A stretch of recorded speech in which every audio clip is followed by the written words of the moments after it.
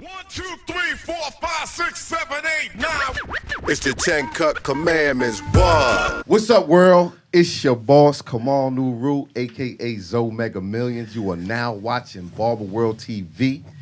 It is my pleasure to have my special guest here tonight, Brother Craig Skilz and Wonye, also known as Iconic Barber. Welcome to the show, brothers. Absolutely. What's up, baby? We finally made it here. We finally made it to the show, baby. What's up? Everything is good. So, today was the IBS show, International Beauty Show at the Jacob Javits Center in New York City. And you brothers had the pleasure of being on the stage, the barber stage. It was something different this year. I know you guys for years, Right. from way back to being down with Nuri Absolutely. and Major League Barber. Right. I believe we probably first met either at the Bronners Brothers show or the IBS. Right. And since then, you brothers have gone off and done your own thing and found your own lane. Right. And tell our audience, first of all, where you guys from. Well, my name's Craig Skills. I'm from Wilmington, Delaware. First state. Okay. Diamond State. Okay. That's right. First state, Diamond State, baby. My name is Wanza, and I'm from Philadelphia, where they signed the Declaration of Independence. Oh, it's a battle. Shit, this is the first state to battle? What the fuck going on? That's when the founder fathers came to my I'm from city. New York, where they started hip-hop. Oh, that's a lot of starts going on. We popping the collars in. We get started. Warm it up. So tell me, gentlemen, how you came to barbering. Wow. You know, quickly, if you Quickly. can, 'cause it's a double Oh story. yeah. right? Well, yeah. I started barbering in college. I was an art major, and my barber that was cutting my hair from home. He started me cutting hair because he was tired of cutting my hair, and then it's history after that. So I kept it short. Okay. Yeah. Financially, fell out of school my first year of college, and my mom was like, whatever you want to do, as long as it's positive. I was like, I like to cut hair, so I wasn't making no money, but she was like, as long as it's positive, I support you, and now I'm here. Okay. So you guys kind of started a little later in life. You know, a lot of stories start, in the 14, 15 years old area sometimes. Right. So you had a different path, So how did you get your first set of clippers or tools? What was your first tool, if you remember? My first tool was a wall. I don't know what name it was. It was a wall. I don't know what it was. It was a wall, and that was the only tool I had. I was doing everything. I was shaping up jokers. I was fading. I was doing everything with one clipper. You know what I'm saying? That was my go-to. I ain't had nothing else with one clipper. So when it depends. It depends when you started. A lot of cats go back and say they got clippers and all that. I think it's fake myself because I had one clipper and I was in college, so I could afford to buy another one, but somebody gave me a pair. Right. So I was rocking with them. Right. So when you got a whole set, I'm like, well, hold up. Back in the, we talking about the 80s. This was 89. Right. So cats talking about having full sets. A lot of jokers in barbershops ain't have full sets. So what was you doing with a full set? You had home clippers, nigga, like everybody else. So stop that weird stuff. Right. Yeah. And you, brother? Yeah, I was in high school, and haircuts in Philly went up from $7.50 to $10. So I couldn't really afford it. So I was working with my boy at a spot called John Watermakers on the weekend, and they had a salon in there. I stole my first pair of clippers. What? That's busy. So these are real cut stories. my own hair. That's the first. And then it went From the store? From the store. Okay. Because how some of them department stores have salons. Yeah. I stole a pair of clippers out of there. Yeah, That's how I see? started. See, that's the real story. I started bowl cutting myself. That's the Robin Hood story. Yeah. For all that other stuff, I don't understand that. It's jokers that we're in 2019 and jokers don't got real gear. Yeah, that's true. Yeah. They don't know the difference. Yeah. Okay, so you guys started in high school, started in college. What was the first shop you got into, and who was your first mentors? Wow, that was deep. First mentor. Damn. And somebody had to take you under the wing, right? It was Your hard. skills? I guess I didn't. I was cutting in college, so I really didn't have I could say the guy that taught me was my mentor, but after he taught me, he just basically sent me on my way.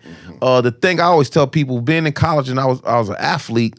I was a star athlete at the college. In what field? Football. I played football. Okay. So I was a star athlete in college. So all my clients were 100-something football players of the team. Wow. So it was dope because everybody came from a different place in the United States. So I got to learn all the different styles just from 100 jokers. Right. So I was just learning as I went. They was teaching me like, nah, we wear it like this over here. We wear it like that over here. Right. So that was really my grounds of learning the styles of everywhere. Trial and error. So that's why I tell cats everywhere you go has a different style, but the terminology is different. Yeah. But it's really all a universal style, but just the terminology different. What school is it? What college? Delaware State. Delaware State. Yeah, I went to the college. I just want everybody to know that, not the university. I'm a little older than that. Okay. Yeah, I started out cutting with my boy in his garage. I wasn't shit, but I was watching him cut, learning a little bit. But and I had bounced around he got me my first job working in a shop with this guy named Terrell. What was the name of the shop? It was called Terrell's Hair Gallery. Okay. And but Terrell was a guy that couldn't teach how to cut, but he was good. And I would be over there cutting, and I'd be making mistakes, and he'd just look at me over his Porsche glasses, right? And he'd look at me and be like this. You know? But he couldn't really teach. And I bounced to a couple of places. But I honestly got to tell you that until I met Nori, did someone was able to really teach me how to cut. Like, he knew how to teach. That's a gift, too. It's a gift. Yeah. And I owe him a lot for that. And but it's because of him that inspired me to teach as well. And I have a history of teaching in my family. So it all just really goes. I understand the importance of having somebody that can really just not show you how to cut, but actually teach you the fundamentals. Like, it's crucial. Right. So from about 89 till I would say about 91 when I met Nori, I was just bouncing around looking at people cut, but no one could really teach me, like, this is how to do it and why you do it. Right. Until I really ran into him, and he took time to, like, really say, look, this is why. Shout out to Nori. Yeah, absolutely. Yeah. So you guys get in the shops, or you get mentors, you're working. When does your career change? Is it when you start going to the shows? And tell me, well, I kind of got an idea how you meet Nori, and how does that change everything for you? How do you get down with Major League Barbers? What inspired you to join that team, and how did that story go? You want me to go first? Yeah, you go first. You go first. So, of course, because I met Nori so early, I was working at one of the most popular barbershops, the most popular barbershop in Philadelphia at the time. It's called, after I worked with him for a couple years, and then I broke off and went to a spot called the Philadelphia Hair Company. Yeah, that's a very famous place in Philadelphia. Absolutely, for barbers. working with Mark Lightfoot. Right, And I walked in there, and everybody's like, "Oh, it's the hair company." I walked in there, and they was like, "Oh, your Skilz is tight." So I was rolling in there, and then after a while, Nori started doing their hair shows. And from when I was early on in my cutting career, I was going to some hair shows, and I did a little platform work, but it was nothing like the way it is now. So Nori was like, "Yo, you should really come to New York, check us out, blah blah blah." So I was like, all right, I'll come. But I didn't think it was going to be anything for us. Came out and saw, like, wow, they really got a whole barbering thing. And they got this whole booth, and it's barbers. And I was, like, blown away. Because before it was just really all for cosmetologists. Right. But that's the first time I met Skilz. That's the first time I met Rashid and Derek and Marcus. That whole crew of what I consider the original Major League Barber crew. And I was blown away. What year was this about? This had to be like 2007, 2008. Okay. Right. This is when they first had that urban pavilion. Okay. At the IBF. Yeah. That lane where they had put all the barbers. All the black companies in one section. Yeah. And then I met Tone. Yeah, basically what it was. Yeah. And then I met Tone McGill at the show. Okay. And he worked for Andis. We was busting it up, and he was like, he was from Philly, and we started talking. He was like, "Oh, I came to the hair company, got my hair cut there before, blah blah blah," and he was like, "Yo, keep coming." And so after that, I think I joined y'all in Las Vegas. And then it was at the Vegas show. I was like, I really want to be a part of this. And that's how I got started with coming out and doing the shows, Right. Damn. My story kind of strange because it revolves around the African-American community, I say, and streets and how black men treat each other. It was a competition that back in the day, the hair competition was barber competitions was different than they are today. You had to do 10 models. So it was a competition at Rick Mahorn's club when he played for the Sixers in Jersey. Mahorn. So it was a competition. There was like 40-something shops, beauty salon, barber shops, and cosmetology. So I was back there cutting hair and had my guys. We getting ready. So next thing you know, at that time. Nobody was wearing beards but the Philly guys. Nobody. So all that beard stuff that they today is crazy. Nobody's wearing beards. So next thing you know, one of my guys like, yo, all of these Philly beard jokers is just looking at us. So now it became like, what's up? So they ain't say what's up. So we said, well, okay.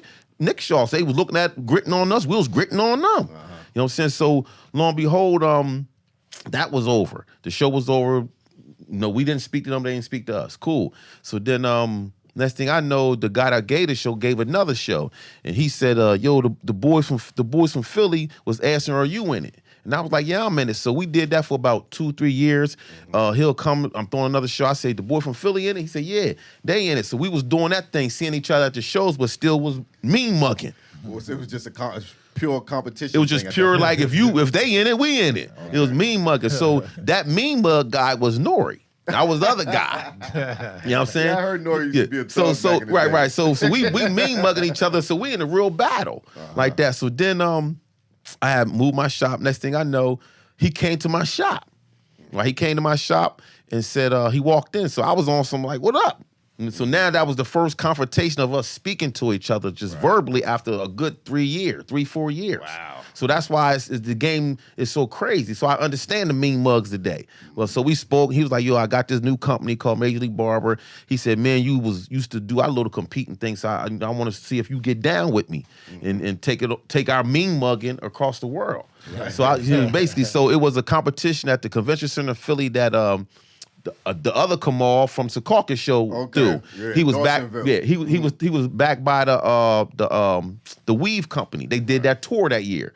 So I came to the show. So we met outside the convention center, and we didn't even go in. We was talking all night, just on the corner outside on some mean mug, thug out. We ain't going there. I came to talk to you. Right. We talked that thing, then I came out with him, and then after that we just took off. But it makes sense because basically it was a pure thing. If that guy in it, I'm in it. Right. To us, but we just never spoke. So today, when cats like Barbers like you got to go out and poly and network and all that other stuff, and I get it, you got to do that. But at the show today, it was mean mugging. But cats don't even know. So cats talk that network. Yeah, we got to network with each other. And all that. But at the end of the day, you still mean mugging. Right. You know what I'm saying? Right. So I'm from the mean mug era. So I'm catching all the mean mugs. I'm saying, it's cool, buddy. I don't understand how you feel, but what's up? Right. So that's how I met Nor. And after that, we just rolled.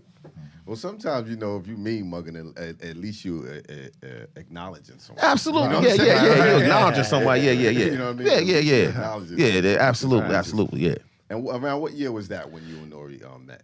That was probably, I want to say, when we first talked, it was maybe like 99. Yeah, so that was a long 2000, something like around 99, 98, 99, 2000. We got, about 2000, we got busy. We 2000 when I started going out with him. Okay. Yeah, and that was it started probably around the first movie Barbershop. Before DVDs. Yeah, before DVDs. And the reason why I think it's around the movie Barbershop, because Rashid and them was cutting.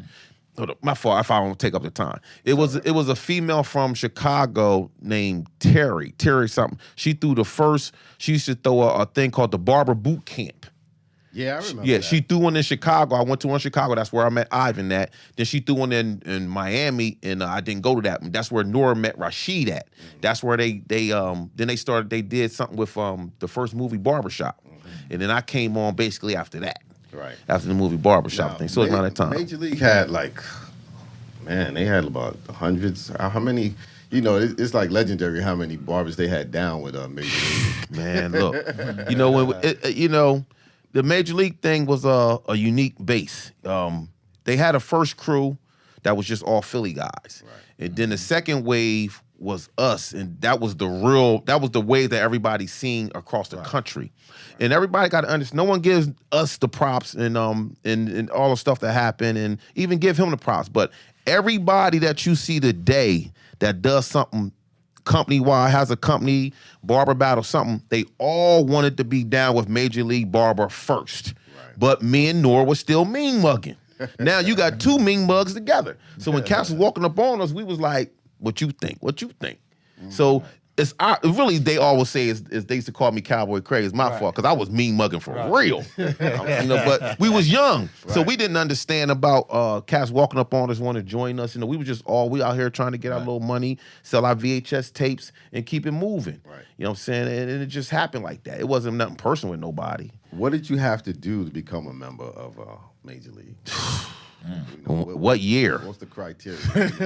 What year? Well, before Wands came on, it was just it was a feeling thing. Okay. We had to fill you out, see if you can cut, where you from. I used to call it, give us your resume. Tell us something about yourself. And we had dinner. I mean, we talked to everybody. Right. And some days it might have been that it wasn't nothing. We just wasn't. We was tired. We just didn't feel you that day. Right. When Juan came along, he created the paperwork. Now and then we had a booklet. We had a booklet where when you join, you got the whole booklet. We did an interview process where all the big team members, we all sat down as a board and you got interviewed. Right. So I don't know. I mean, I don't even know. I wouldn't join no companies today, but I mean, when we was doing it like that, it was serious because cats was so scared. I mean, one time we had like 10 guys interview at one time, and they came downstairs in the basement. It's like 6 barbers staring in your face, and everybody got 5 questions. So it was serious. So it was tight to get on, but it was so many cats want to get down. Right. We had to have some kind of get them away from us type of game. You know what I'm saying? But that was dope. I never heard that part of the story. Yeah, it was serious. I still got you got your book? I think I still got my book. I got my book. Yeah, I think the challenging part, right, is coming from this Northeast corridor and getting out in the open, and I could see it how it was taking off. And it's going, the name and everything is going faster than where you are. And it's hard to trust people. People from down south, West Coast, they're a little more trusting than us from up north. We gotta we gotta look at you sideways. Yeah. We don't really know you. So I think a lot of unity that could have happened early didn't happen because there was no real structure and you're going off of how you feel about a person. Right. We from Philly, you from New York. You know how we all feel, I don't know if I like, you just other people from different places got different swag. You're like, I don't know if that really works. You don't fit us, But when it comes to, when it comes to putting stuff on paper, it's strict guidelines. Forget all the other stuff. Can this person do X, Y, and Z? Right. So when I first joined the team, we was in a car, and they was talking about such and such won this competition in Atlanta. He did it, he did this, he wore a costume. I was like, but can he cut? Right. That's all I care about, can you cut hair? Right. I hear a lot of guys that they saying they good, but I'm like, they really can't cut hair. I don't want to hear about no corny dudes that can't cut. Right. He could be whack personality, but can he cut? Right. So I don't want to hear it. A lot of guys are giving guys props that can't cut hair. They was winning competitions on the fact that they was dressing up in costumes. Like, in Philly, doing competitions, it was about the hair. I mean, of course, people would, it was hair shows were hair fashion shows. Right. But still it was about the haircut. You couldn't win no competition if the clothes looked good and the cut wasn't good. Right. And when you from Philly, just like hip hop in New York, you don't want to hear all the mumble rap, and you respect lyricists. Right. We respect cuts. Right. So I came in and I was like, can they really cut? We could start there. Right. But by the time I got there were some alliances that could have happened that didn't. Ain't that the truth? It was some alliances that could have happened that didn't happen. Because there was no structure at the time? It's because people are going off of how they feel. Right. Mm-hmm. And when you don't have hometown alliances, you meeting a dude from Atlanta or something, you meeting a dude from Cali, Texas. We don't have that connection. And at that time, there was no real internet, so you don't have that social media, let me get to know you. So a lot of it was going off of, this dude just want to get down. Yeah, we're dealing with a whole different platform. Right. Barbers are becoming popular and successful because they have, found their niche on the social media. So it's almost like basketball, right? A lot of the young basketball players, they played with each other in AAU. Mm-hmm. Where back in the day, it wasn't like that. Yeah. So you had, back then you had more rivalries because I don't really know you. You from there, I'm from here. Right. We go at each other. Now they all play ball with each other, AAU. They playing PlayStation together. Right. So they all friends. Yes. And that's, I think, what we see now is a lot more cats know each other off of social media. So when they see each other, it's like all love. Whereas though us, we were like, who this dude? Yeah, it was strange. And I think Yeah. now there's so much that you can do to enhance your cut. Absolutely. Absolutely. Picture, Right. You know, so it's, you know, it's almost creating a facade. You know, 100%. Granted, there's some guys that just Yeah, they can strictly straight up cut. totally talented. Right. But you know, you don't really see a post without some spray or something. Right. On it, Yeah, which yeah. is- It's the game today. It's There's a lot of makeup artists. It's, Yeah, it's the game yeah, today. Yeah, In my yeah. opinion.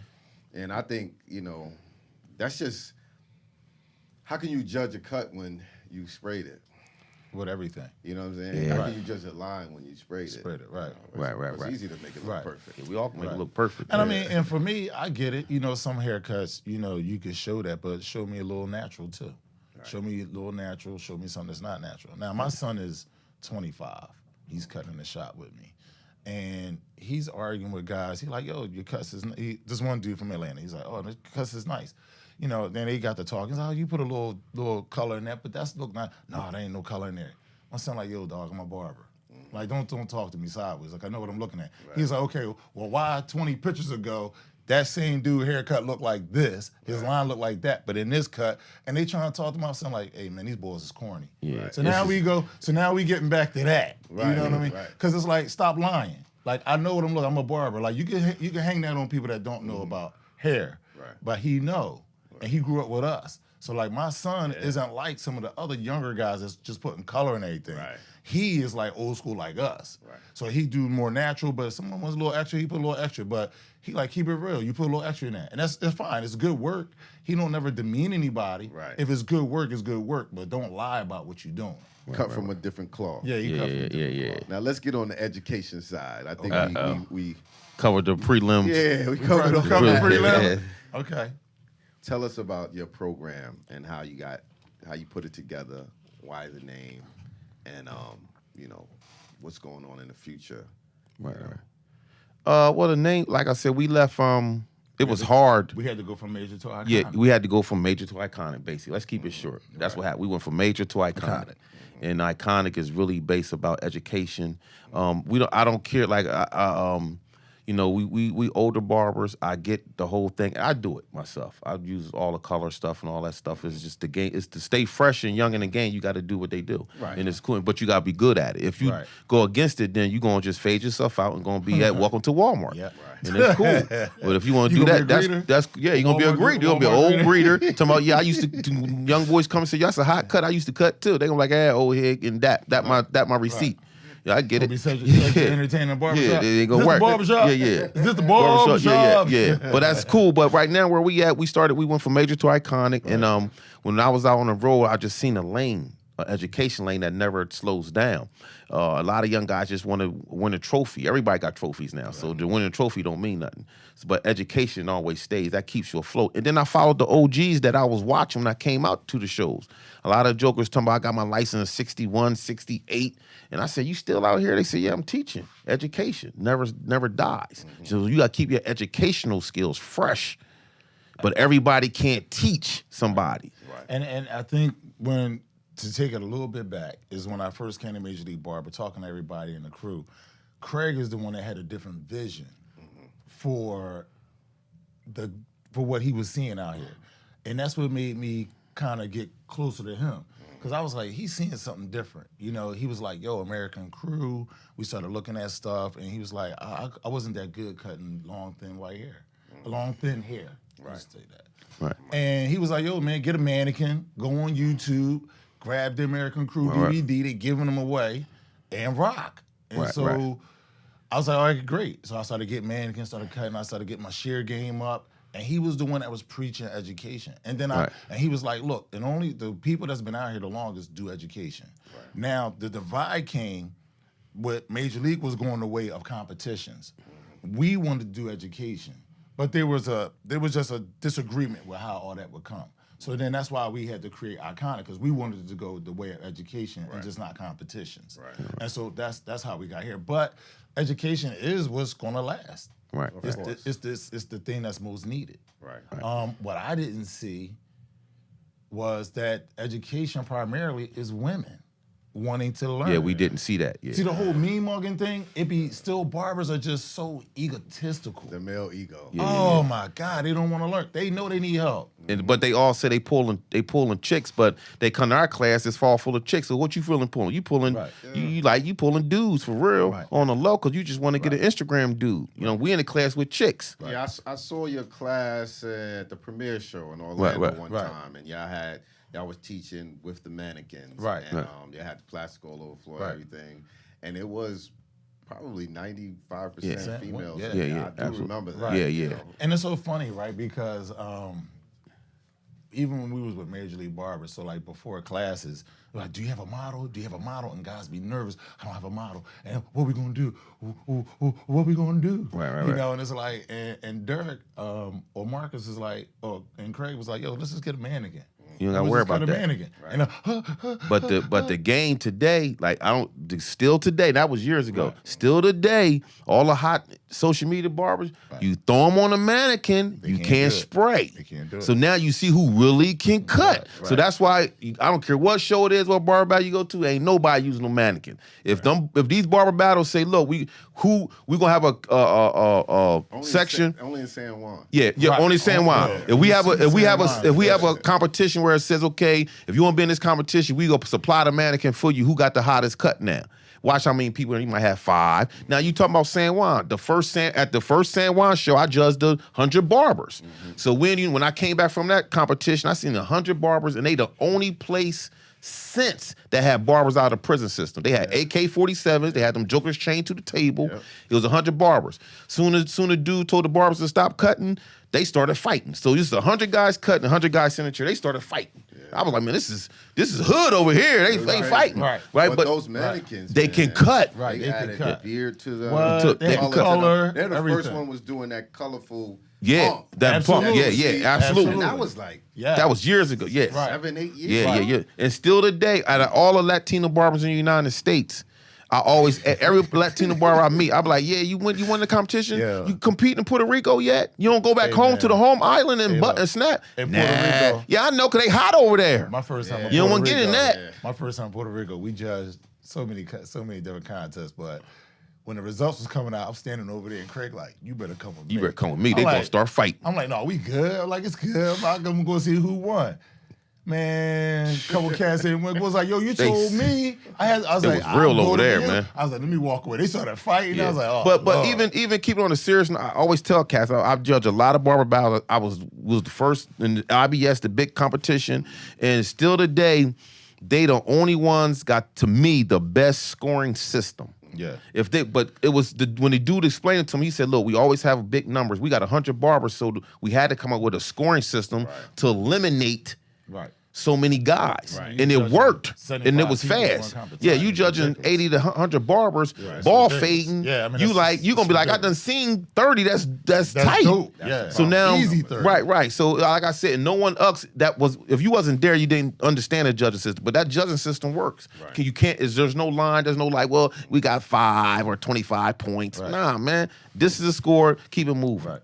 So what does your class consist of now? What are you teaching a new system right now with your class? So let me say this. So we have different classes. We have an interactive class for students. We have business classes, and we have technical skill classes. One of the things that I'm very passionate about, we had a debate one time, not even debate, we had a discussion, and we was like, well, what kind of cuss we gonna do? We was like, man, well, we go into class and we can just talk. And someone told us, they don't want to hear us talk. They don't hear us perform. Took that personal. All right, cool. Explain about your different classes. Let's. Okay, so we have interactive classes where we put students in real life situations behind the chair. Because one of the things, as an experienced barber, I've seen a lot of barbers come and go because they just can't manage people. And so that's one of the things we like to put students through. We also have technical skill classes and business classes. And one of the things that we're very passionate about is just teaching classes without cutting, because we have so much knowledge from just working experience that these kids, and not just kids, because there's grown adults and as students too, they all need to hear it. They need to hear it. They don't just need to see us cutting hair or Right. like they need to understand what it is to be a barber, what it is to be behind the chair and deal with people. Because there are so many talented barbers that are not cutting hair because they just can't manage the book. They can't manage people. They can't take it when someone don't show up on time, and they can't manage their girlfriend. You know, it's They just a can't lot manage of their money. They can't manage the their money. Yeah. making Yeah. money every day and not blowing it. Right. You know, yeah. Guys cut all week and then they don't have Right. their money. Right. So that's Yeah. like yeah, for real. And that's where we at. Like we got our main thing is the 5 steps to a perfect fade, because at the end of the day, fading is not going nowhere. Fading is the base. If you know how to fade, you good. But like you said, now they spraying the fades to make it look good. So a lot of cats really can't really fade. So when we teach people, grown-ups, professionals on the mannequin, if you can fade the mannequin, you can fade. Right. So if somebody It's separated a lot on the man. yeah, it's the mannequin. Yeah, If you get that right. If you Yeah, can if get you that get the mannequin mannequin right, looking you right, get but right, I tell cats all the time, you know, and cats come here, I can feel. I say, well, you don't need no clippers. I got gear, or my shop got gears, and we're gonna put on some mannequins. So show me that you can cut now, Right. with the mannequins. You know, if not, then if you like, nah, man, I need my gear. Yeah, I know you ain't about that work like that. Right, You know what I'm right, saying? He's just not about that. So are y'all doing a class at this IBS show? Yeah, tomorrow. tomorrow. Yeah, Turn the hands yeah. up class And that class is what? It's 5-step fade, five-step yeah, 5-step fade, fade, yeah, yeah, yeah. 5-step fade, which is a nice class. And like I said, I think we got majority. We might have classes since we've been doing. It might be 1-2 guys, all the rest females. Yep. So we got to go with the female from cosmetologists, the barbers, or females that just want to be barbers. A lot of them can't even hold their clippers. Right. You know what I'm saying? Right. But then a lot of guys got so many, they so good. They got so many bad habits, even holding a clipper. Right. They just don't know how to hold you can cut, but you don't even hold the clipper right. Right. It's just small things. So when we get in the class and we get to talk and they ask us questions, then they find out like y'all know a lot about a lot. We know a lot about the barber business and industry. Right. You know, so we can tell you a lot of different things of what's going on. So now when you go back on the floor or in your shop, now you can see it. Now you guys have been fortunate enough to kind of be in the mix of what's going on Absolutely. at the shows. Right. And we've watched some things change over the years at the shows. Absolutely. That y'all been kind of privy to. Right. So, in general, just to, you know, what have you seen changed, and why do you think some of these things changed, and where you see it going, far as the hair shows and the barber, you know, community at the hair shows, and what impact That's loaded. we do or don't have in those shows? What's the future of the shows and the barbers? Okay, now let's make it a little simple.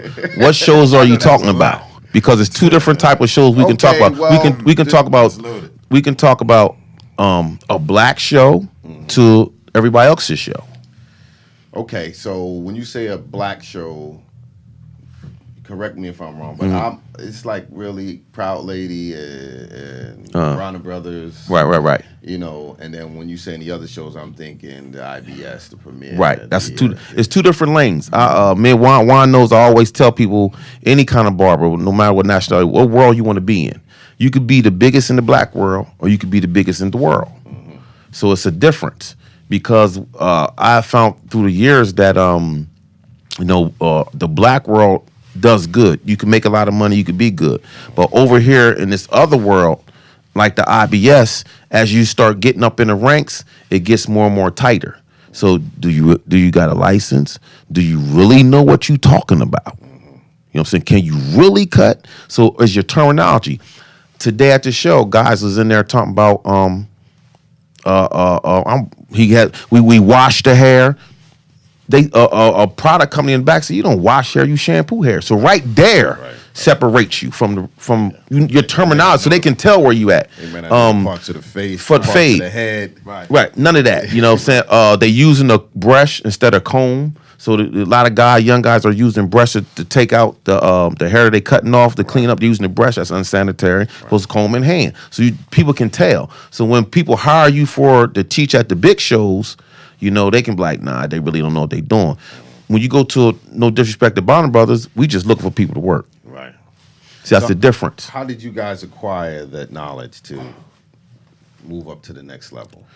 Did you have a mentor? Did someone Just put you on? talking to the OGs, not disrespecting them. If they've been out here before me, they have to know something. I'm not gonna say you just an old head and don't know nothing. I mean, I've been out here. So one of the guys that when I first came out, everybody, you remember this, come on, everybody wanted to take a picture with Ivan. So I always called him the celebrity barber. He got I think every barber in the world got a picture of him or wanted to meet him. Right. But no one wanted to meet his teacher that used to be out. When one of them came, I said, yo, you need to go see the guys over there, the guys over in the other class, that old man with the Hawaiian shirt on, that's where Jim Jones, that's who taught Ivan. Okay. But nobody wanted to go see his class. Right. You know what I'm saying? So if he got his license back in the 40s. Right. Yeah, but he wasn't a social media barber. So I wasn't a social media barber. But Jim knew how to, he just knew. Right. You know what I'm saying? So if you talk to him, he'll tell you some skills, what's going on. So he was like 65, 75, still teaching classes. So how you doing that? And look how many styles he came from. So everybody say he can't cut. Yeah, he can't cut to your standard of today, but anybody can sit in his chair with any kind of hairstyle. He can cut it. So can you do that? You just apply Latin barber, Spanish barber, Asian barber, blah, blah, blah. Right. You can't rock with nobody else for real. Right. So you really one dimensional. You 5%er. A lot of guys are like that, you know. Yeah. I mean, I could use some help in different textures Absolutely. myself. Yeah. Right. What do you suggest for barbers that really need to learn how to cut all textures of hair? Well, so let me go back to your original point about the game. I think for me, Bronner Brothers will support barbers more. Okay. I've had more barbers come to our classes in Bronner Brothers than I have in, let's say, IBS or any other. Right. Show. That's true. However, they're not willing to pay for education. If you want to sell education, that is more so the other shows, the bigger shows. Also, too, you're more prone to walk up on a millionaire stylist at the IBS and they engage you fully, give you tips, information, talk to you like you're a regular person, opposed to being at Bronners where everybody is in there. You know, they might be in there, I'm this, right. You know, and but, you know, we walked up on millionaire stylists. Jonathan Anton, yeah. Kim Vo, yeah. Gibbs. Gibbs, yeah. You know, and like they'll talk to you. That's stuff that you sometimes don't get with higher end barbers or stylists at, you know, more urbanized shows. Right. So in that respect, it's different that way. And in the end, you just have to, if you want to learn how to do hair that's not of your own culture, you just got to go to those shows and take those classes. But we're talking about a $75 a day ticket opposed to a $30 a day ticket. Yeah, Bronners is $100 right? now. Right. It's Yeah, they moved because they found out the game. They moved up. I mean, IBS is IBS. Oh yeah, IBS. Right. Yeah, IBS. So, but it's yeah. a complete investment in yourself. Like you take the class. Right. Yeah, Because yeah. even as educators, we still go to shows and still go to classes. Classes, 'Cause absolutely. I want to learn more techniques. Yeah. Like when the guys, who's the guys that we looking at? What's the name? Who today? Yeah. Razul from Like, London. I'm watching Netherlands them on stage and watching how they're doing their pompadours with the comb and talking about how they use cuts. And we were privy to be behind the scenes with them, and watching him do the cut. Right. And he could cut his ass off. Right, and simple like them. He from overseas. They here, all we over here. They're from and Netherlands. they were so surprised that we was just engaging them. Right. So basically, you know, I already know what they were surprised. They was like, y'all black guys really want to know about us. Yeah. That's the difference. Yeah. So there go the mean monkey. They think guys that think in the United States, them cats can't cut. They from you know how far they flew to come to the show. Right. They're not over here to play. They're over here for a reason. But it's a respect in the game. It's a respect, and it's you know respecting the talent. Like they got real talent. You dope. And when you see the haircut, because VAR, Skilz Barber was back there, and they're watching him. They watching him and cut. they're like, damn, dang. Watching him lay the waves down and shit. Right. They're like, damn, look at that. And then we got to talking about clippers. So now we just barbers. Right. It's not black and white. Yeah. We can see each other's skills level is on the same level. We talking about And what now we clippers talking good, about- what clippers not good, stuff like that. We start talking about where you from, and I heard about this theater in Rotterdam and all that. You know, just the connection that you have with people. We get rid of those divides, but those are some conversations that you don't have with your own people. We've been in rooms with each other and we don't speak because we're like, I'm the shit. That don't have anything to do with barbering. I'm not. Yeah, You know, the bar. Because we all want to have that air about us. Yeah. You know? It's the circumstance of how where you raised. And that's true. And truth be told, to talk about the industry and where it's at now, the Latinos have completely taken barbering over, and it's because they have a unity about themselves and their culture, and they're carving out a place for themselves in the industry. And I can't be mad at them. It is what it is. They support one another. That's part of their culture, though. That's part of their culture. It's how they roll. Right. They have a very family-oriented culture. Period. Right. All of Latin America. Right, but the only thing I see that the where it's going at now, and Ben is everybody's doing I follow music, so hip hop rules. All right, so we already know where hip hop started at and how hip hop came up. Hip hop rules, but in the barber game, okay, the Latinos got it, but they still looking for that hip hop crowd. Yeah, I mean, to find out what's y'all next move. They are a variation of the styles we create. Right, that's what I'm saying. So really, everything we create, they do their version of it. Right. So now it's like what are we gonna create now? What's the next thing that the kids are doing that in y'all shops that we gonna attach onto again? Right. So now, for instance, they had to go to the Elvis Pompadour. Why? Your hair can't curl up. You can't use that sponge, can you? So we were still, so that haircut they can't get. Yeah, you know what I'm saying? But they got the burst fade. They got the burst fade. They got the beards. They got the beards and everything else. They got the Caesar with the skin fade. But that's all kind of part of hip hop. Absolutely, yeah, absolutely. Right. But they still looking. When I see, we still create. We still create. It's on a bad playing field. Have their own thing too. Right. They're evolving into. I'm seeing some stuff that we can't do. Absolutely, yeah. That's 100%. We can't do, They got some fly stuff now. Yeah, that's the stuff. Only way we can get Cheetos, his commercials and stuff. Yeah. Absolutely. They kind of got the only way we can do it. The only way we can rock their styles, but the African Americans not gonna go back to conking their hair. Yeah, that's why. That's the only thing. We ain't going back to that conker lean now. We ain't permanent. Don't be so sure. I hope not. I hope not. I don't know. We ain't doing perm. We ain't doing perm. But other than that, yeah, we doing hair pieces now. So like conker lean, I think Usher. We're gonna get to that. Yeah. So I just wanted to say too, I think barbers, the young barbers, and even the older barbers, I think when we go to the show, we get so caught up on the main floor, right, that we forget that classes are going on. Absolutely. Right. We don't know who's teaching. We don't know what room. Right. And I just want to say, because I know I get caught up. Right. You know what I mean? And just go get the pamphlet, and find out who's teaching what day and what room. Right. Because you're there. I think everybody, if you ask them, what you go to the show for, besides maybe seeing some new products, you're there to learn. Right. And they saying network. I mean, learning should be first. Right. New tools and stuff would be second, and Second. networking should be third because Right.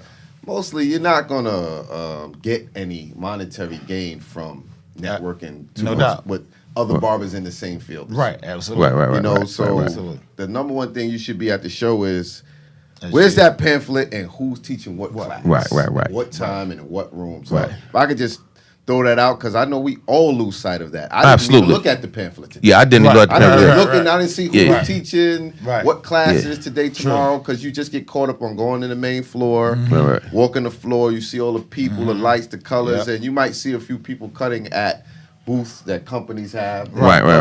It's not the same as sitting Sitting in in that class. and being able to ask a question, Yeah. and have someone really explain what they're doing and why. Right. Well, at this show, you got to pass because they don't have the classrooms. That's why they did everything. Yeah, they had a barber main stage. I didn't like that.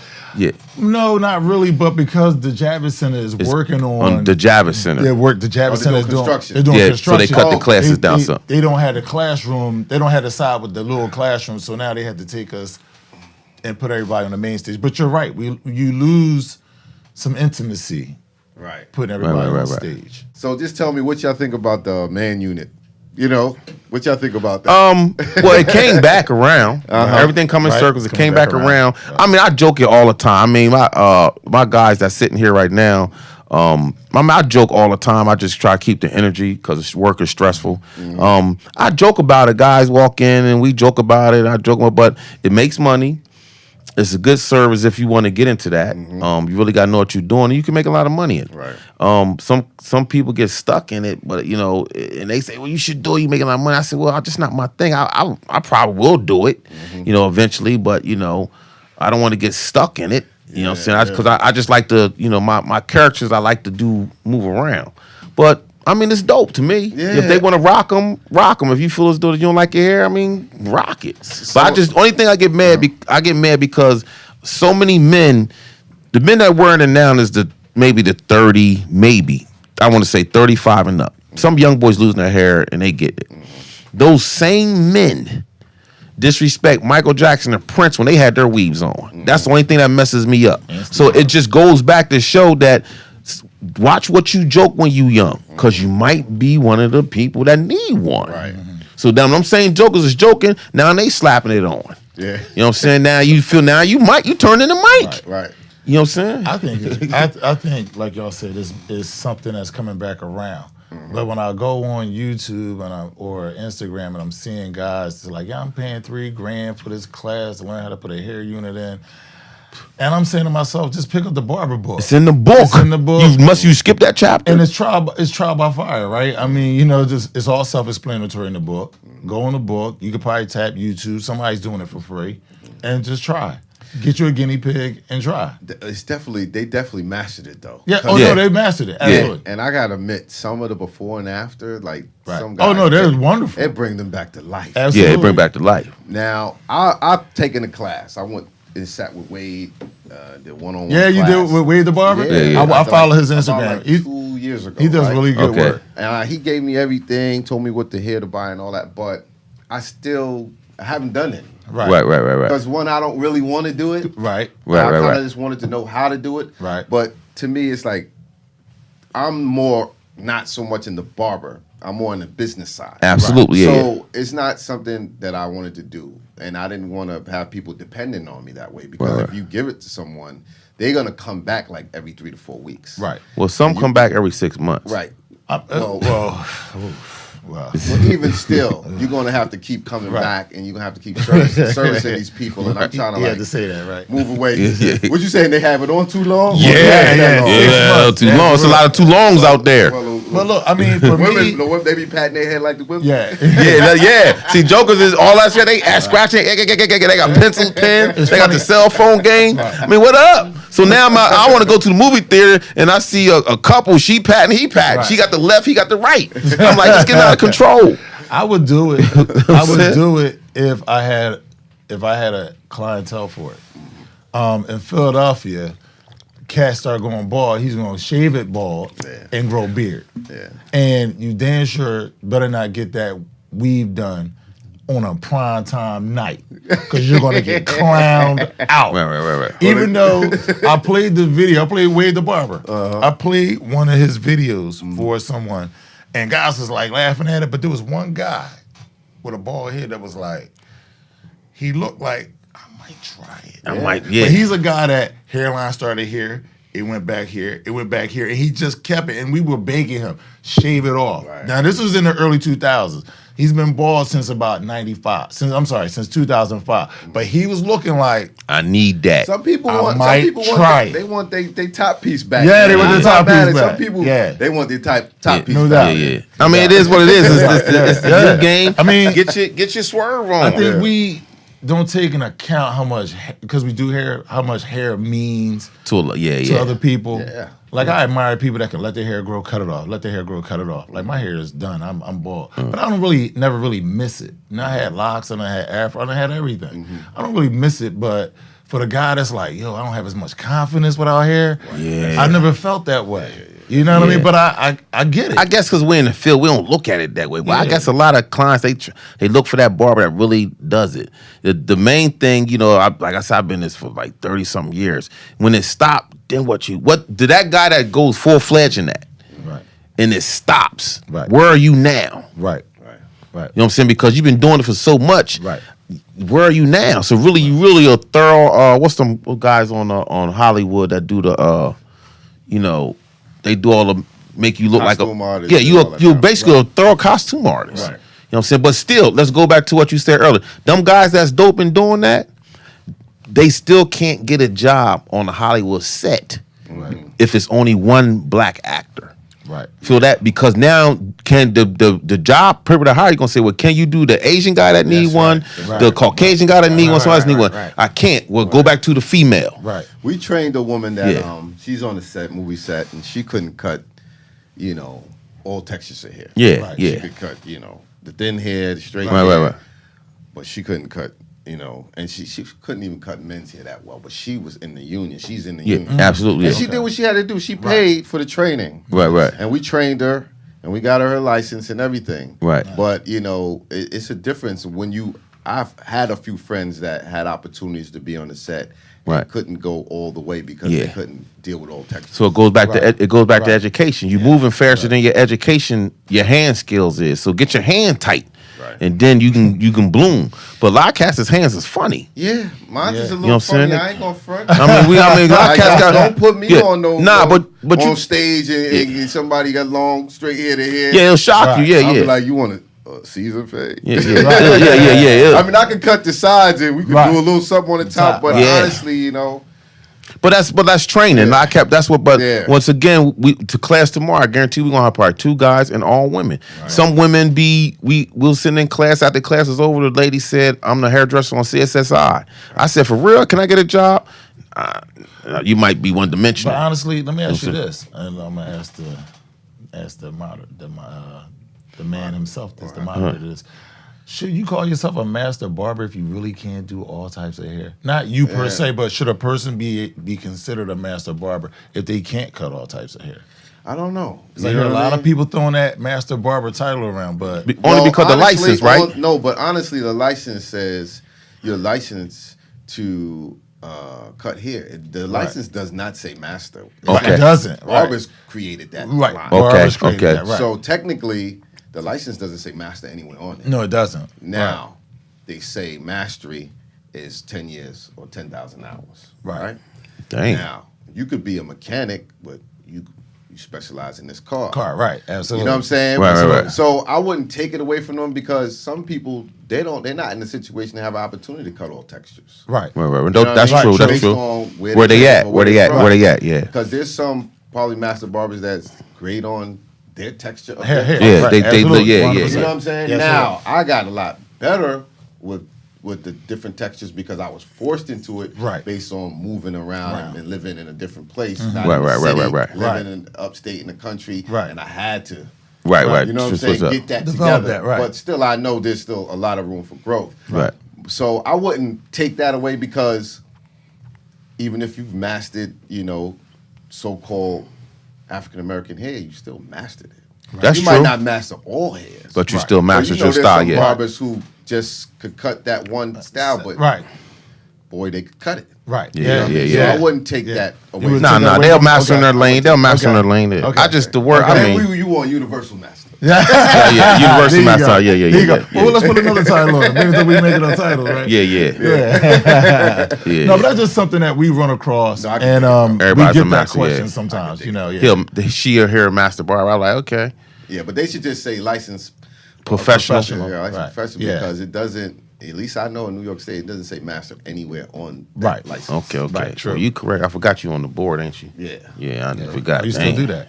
That's nice. Okay, that's nice. Hey, you got a I'm lot going proctor on. to see people come and take their tests. And Yeah, get you got a nervous lot and- going on. Right. Yeah, it's a lot of nerves. Yeah, Right. cutting people with Yeah. the razor. Oh Lord, that's Yeah. a no. Yeah, but today Sweating the show today was good. We did something that we don't usually do. We had 2 future barbers with us. That we put them on the stage, and that's what we do. That's iconic. A lot of cats, everybody on that stage got booked, wouldn't put somebody that they work for them or somebody that's trying to get in the game on the stage. They wouldn't give them that platform. So when we brought our 2 guys, Var the Barber and Herm Clipperhands, and put them on stage, we gave them that opportunity to go up there and get into this atmosphere. Because you already know how tight it is out here. Cats is, if you don't kiss up to them, they ain't gonna put you in that. Right. So we just say, yo, come with us, and we're gonna give you that platform. You might not like it, or you might like it. Right. But So you guys know that. understand helping someone else is helping yourself. A lot Yeah, of people absolutely. Yeah, They don't do that. They don't Too do many that, people yeah. don't get that kind Yeah, of yeah. stuff. Right. Yeah, they haven't. arrived at that. They only place. see that they losing something. Right. They don't see But what we, they you know, get. we told them do their thing, you know, and make it happen, and they did their thing up there, and you know that's success. That's iconic, you know. So this was to me, it was an iconic moment for them. Like I got up there, I did my thing at the show, because everybody don't get a chance to be on them IBS stages. True. You know what I'm saying? Because it's tight. Like it's, I mean, it's, you know how it is. It's Who you airtight. know, too. It's Yeah, who it's you who you know. know. Yeah. Yeah, And there was it's a who lot you know. running It's a lot of around, who you and know. it was such and such here's and other here. But we've been here so much. We was like, I Yeah, it would is what it definitely is. give it up to Ivan Zoot.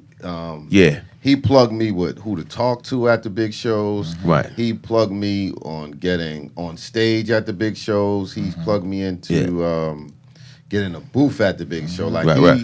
I have to give him, you know, Yeah, props give with his that. props. Yeah. He didn't hide information. no, not at all, not at all, You know, not at all. Yeah. Right. I can't say anybody else kind of helped me Right, navigate right. through that. Right. You know, Yeah, because it's hard. You really got to know what yeah. you're doing. It's a different world in that business. And every city that throws them type of shows has to, you know, and they changing jobs. So you might talk to somebody at one show, 2 years later, it's another person taking that spot. So you got to build a whole nother relationship. If the other person didn't pass your name, now these ones we deal with, you know what? That's the hookup. These the deal, and that's how it is. That's why this new stage that they had was big. But that's why you pay $100 to go to a show, right? Right, Is that right. you can, a person like Ivan is approachable with all his popularity, and he'll just tell you how to be successful, how to reach where you want to go.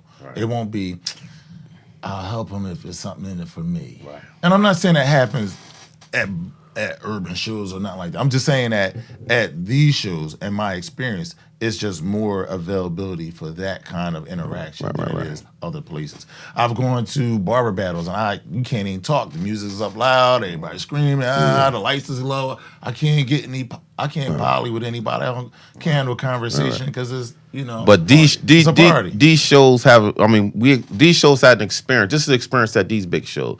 I told Juan one show, I said, we're going to go see this guy do hair. I've been following this guy. Juan said, for real, I don't want to go see him do no hair. We ain't No, I was cool with that. I was cool with going to see him do hair. We went to his class. Class was packed. He was on stage. So one lady told him he was doing hair as slow as I don't know. One lady said, excuse me, we can't see on the side. He said, wait. With his back turned to the crowd. He said, wait. Well, I was like, yo, man, this guy is the most arrogant. I said, nah, he real rich, though. He's like, Right. Where's my water bottle, girls? I don't have enough water in he the ain't touched bottles. nothing. All he do is cut. So then we seen him at another show. He's on the floor now. So I said, we're going to go say what's up to him this time. So we said what's up to him. The first thing he said, man, black barbers don't talk to me. Yeah. So he's a born 90210 guy. Then he said, black guys don't think I can cut hair. I cut Tiger's hair. Yeah. See how that went? that matter of fact. So I'm like, so you're the one with them lines. You know, some Tiger lines, them all evils, no line. You supposed to, you the one. But look, he touching the billionaire's head. relationship. Yeah. So now he sees, what's up, guys? So now to the point where, what's to say he might win with LA? He said, yo, Tiger coming, y'all want to do it? See that fast? But if we could have stood back and I mean mugged him, Right. you know what I'm saying? Because Tiger ain't going to a regular barbershop. Of course. And then he got real funny with us because you know we have our gold iconic shirts on. So let's take a picture. And Craig had his sizzle bracelet on. He's like, "Oh, y'all blinging?" He said, "You He's like, blinging "Hold on me?" Hold on, let me get my rollie out. He had a presidential Let me diamond get my bezel rollie out rollie. real quick. I Get took- the rollie in the picture. I took all my diamonds. I said, yeah. That's how you feel. And You shut- he was real cool. Yeah, he was real- he It was a real cool. different Yeah, take vibe. of seeing him in the class. I thought he was obnoxious in the class. Yeah. But the meeting one-on-one, Yeah. he was very inviting. You know, he was cool. And I tell my guys, I tell the same story to my guys, and we talked about. I said, yo, you know, to sit in his chair, he started at 500. That's not even the hair. Just to sit down is 500. Consultation. Yeah, so now you got to. Now I always tell my guys, how can we get to that level? What price can we say to sit in my chair? See how I change a game that would be shot. Just to sit in my chair, you start at this price. Forget the haircut, but to sit with me, is this much. Right. Forget that I'm charging $100 or $150. Charge $200. Well, what's your sitting fee? They gonna say, huh? Exactly. Right. So you big ball, but you don't got a sitting fee. You know what I'm saying? So that's the game. You also go to the salon and get a shampoo with filtered water. Yeah, he got Filtered pure water. Okay. So it's the game. So I learned from that. So I tell my guys, yo, when we fix up the shop, our next move, we're gonna have a sitting fee. Let's try it. Right. I was moving to that. Yeah. What's the name of your shop? My shop is called Fat Cuts. Fat Cuts. Yeah, Fat Cuts hairstyle. I changed. It's been Fat Cuts since probably about '96, but the last name I went from Fat Cuts Barber Studio, Fat Cuts Studio, Fat Cuts Hairstyle, all that fancy crap. But it's still Fat Cuts at the end of the day. Right. You know what I'm saying? And names come and go. I always tell cats, don't try to find a name. Right. Just name something. And then you, like everybody say today, then you build your brand. Yeah, you know, everybody like got a brand. everybody got some kind of brand, and their brand only been listed for 6 months. You don't got no brand. You got your name. And mine started out as Liquid Styles, and then I changed it to Iconic Barbershop. Because I was like, you know, once we changed the name once we decided to do the team, I decided to just go all Iconic. And tell me the addresses. My shop is 4 East 7th Street, Wilmington, Delaware. But if you look it up, some other addresses might come up online because I used to have some other shops. But it's 4 East 7th Street. You know. And mine is 19 East Schoolhouse Lane, 19144, Philadelphia, PA. I ain't say mine. You gonna say Phil? Mine's in Wilmington, Delaware, downtown in the center location. Can't miss it. As we wrap it up, do you guys teach classes outside of the shows? Absolutely. Private Yep. classes? Yep. Absolutely, yeah. And how would someone contact you guys if they wanted a class? They can contact us at iconicbarber@gmail.com. They can reach us at Iconic on Facebook page, and we also have Iconic Barber Instagram. And they can reach us in any one of those if need be. Good. Absolutely. In closing, y'all got anything to say to a young budding barber that's trying to find their way in this industry? I got something to say to my two barbers that's here today, Hearn Clipper Hands and Var the Barber, that you know, after this weekend they had a good time, they better be at work on time. Nah. I just got you know, I don't really got too much to say. I just tell you, keep it positive, stay positive, post positive, and just post like everybody's picture, and just keep all the crazy stuff out your life, and you'd be surprised how far you go. Just stay positive, man. It's kind of so hard today, but you know, try to stay positive, especially in this barber game, and you'd be surprised how far you go because people are watching you on the outskirts that you don't see. Yeah. So as long as you keep your positivity, then they'll say you're cool to work with. If you show someone negative swag and all that, it's a wrap. I would say get your license up, not your likes up. Right. Be a professional. Get those L's. Yeah, because the L's is going to open up so many more doors that you just never see coming. Right. Like we were talking to a brother that I know named Marv the Barber, and he was saying how he cut Mike Pence and he cut, you know, he cut different people on the low that people really don't know. But he's been in the White House cut, and it's just so many places that you can go with a license. Like, you know, they're gonna ask you if you want to be this next level person, they're gonna ask you, are you professional? Right. You know, they're doing background checks. You know, check. And he don't post. You know, he don't post. If he posts, cats will be all over. Right. He walking around the floor today, and cats don't know the touches. Right. You know, ain't hip hop guys. This guy's are real money. Right. You know what I'm saying? That he touching. So you're not even any in the old what kids say OG. So you don't need, you say you want to get there, but that's to get there. Right. But you don't want to get there with him. You want to get to the guy that got the likes. Right. But he ain't there. He want to get there too. Right. So that's the difference. But that's the beautiful thing of a show, IBS show like this. A lot of people walking around, bags on, and do you really know everybody? Well, it's funny. I'm gonna close it like this. Ivan, we're going back to Ivan. Ivan said this one day. Said a guy walked up to him and was like, "Yeah, man, you know, I got 50,000 likes on Instagram, got all these followers." And Ivan said, "Just imagine if every one of those people gave you $1. Right. If they really like you. Imagine if every one of those people gave you $1. Do you have anything to sell them?" And the boy was like, that's the point. You ain't in the game. You're not monetizing it. That's the whole reason to get them. It's fake. It's fake followers. love. Right. I mean, it feels good when people admire your work, but in the end, as you get older, you start thinking about time is money. Right. Because the one thing we don't get back is time. That's right. Yeah. You know? Absolutely. Right. And stay working. Don't leave early. You know what I'm saying? So, you know. That's a direct shot. Stay working. Yeah, nah. That's a direct shot. I work. We work. We get money. That's why I say get money. Get money. Yeah, get money. All right, now. So, closing. Love is love. Life is life, and Love is loyalty love. is priceless. Yes, it is. Wow, I like that. I've been cutting these hands for years. It made me a master. There's rules to the shit to get money faster. A cut by cut booklet for you to get your game on track. Not your lines pushed back. Rule number uno.